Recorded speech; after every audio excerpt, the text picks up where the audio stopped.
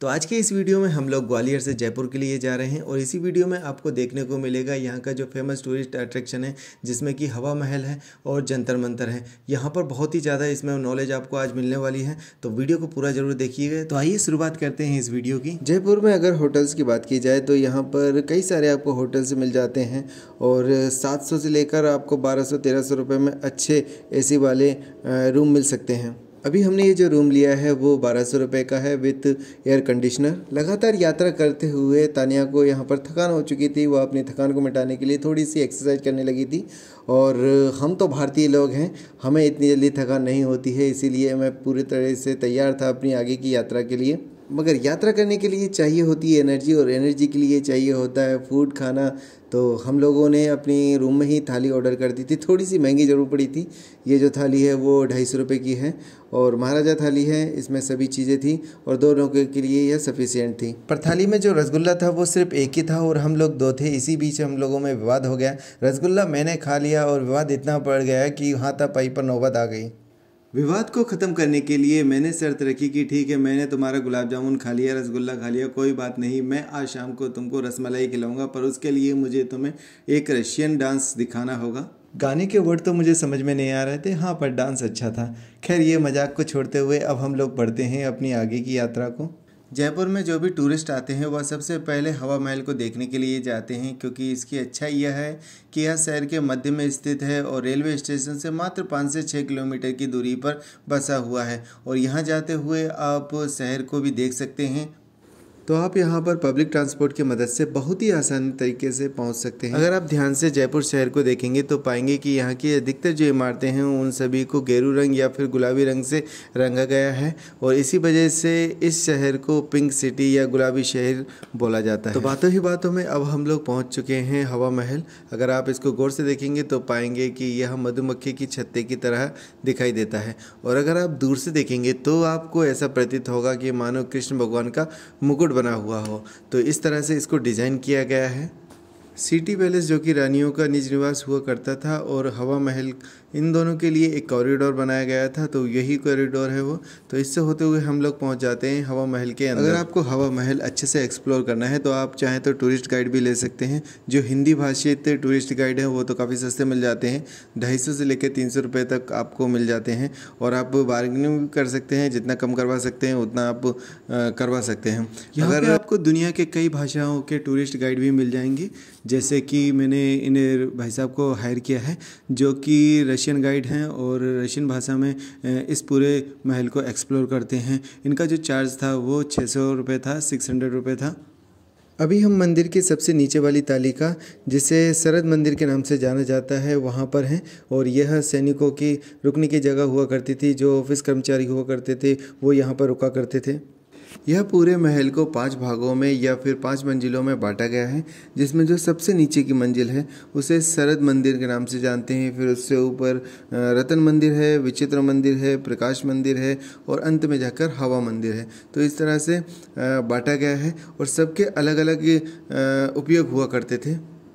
इस महल के बनने की जो शुरुआत हुई थी वो 1799 में राजा सवाई प्रताप के द्वारा बनवाया गया था, जो कि उस समय के तत्कालिक शासक थे। क्योंकि सवाई प्रताप एक कृष्ण भक्त भी थे, इसी वजह से जब इसकी डिज़ाइन बनवाई गई थी, जो कि लालचंद उस्ताद उन्होंने इसको डिज़ाइन किया था, तो उनको खास निर्देश दिए गए थे कि इसको कुछ इस तरह से वास्तु से भी बनवाया जाए कि जो पूजा करने में या भगवान श्री कृष्ण को विराजित करने में या भगवान श्री कृष्ण की इसमें छवि आनी चाहिए, इस तरह का उन्हें निर्देश दिए थे। और इसी वजह से जब भी आप इसको बाहर से देखेंगे सड़क की तरफ से तो यह कुछ भगवान के मुकुट की तरह ही दिखाई देता है। जो भगवान श्री कृष्ण हैं उनके मुकुट की तरह यह दिखाई देता है।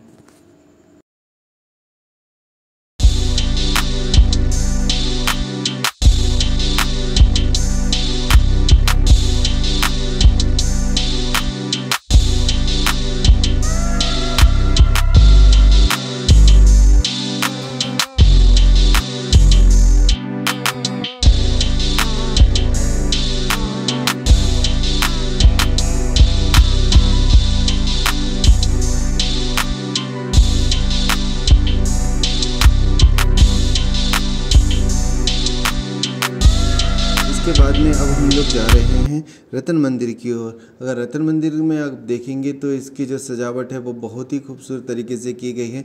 इसमें अधिकतर कांचों का प्रयोग किया गया है और खिड़की दरवाज़ों में और रंगीन कांचों का प्रयोग किया गया है।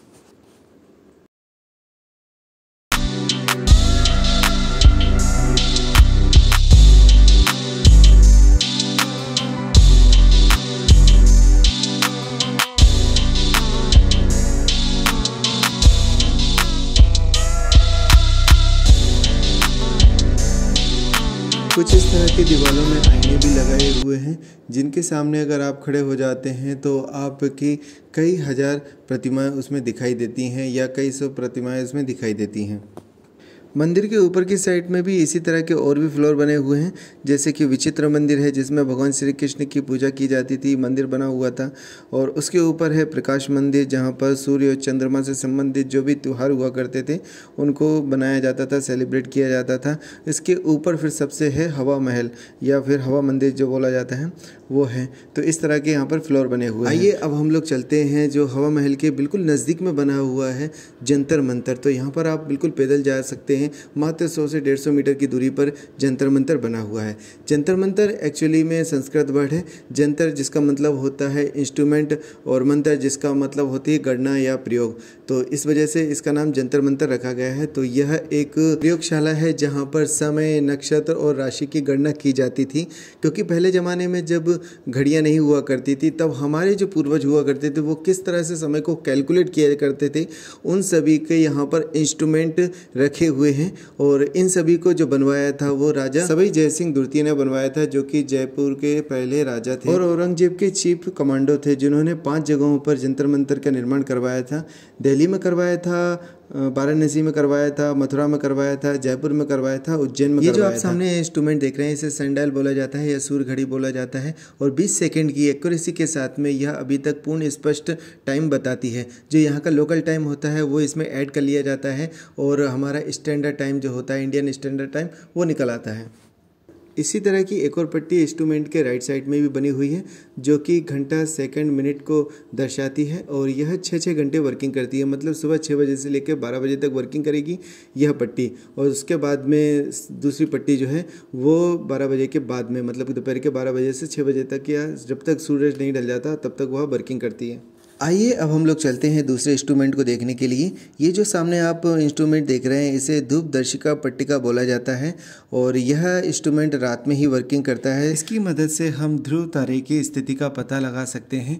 जैसा कि आप लोगों को पता ही होगा कि जो पोल स्टार है वो अपनी स्थिति कभी बदलता नहीं है और हमेशा नॉर्थ दिशा में रहता है। ध्रुव तारे की इसी गुण की वजह से हम किसी भी स्थिति या फिर जगह पर उसका जो लैटिट्यूड होता है, कोण होता है, वह हम आसानी से इस इंस्ट्रूमेंट की मदद से निकाल सकते हैं।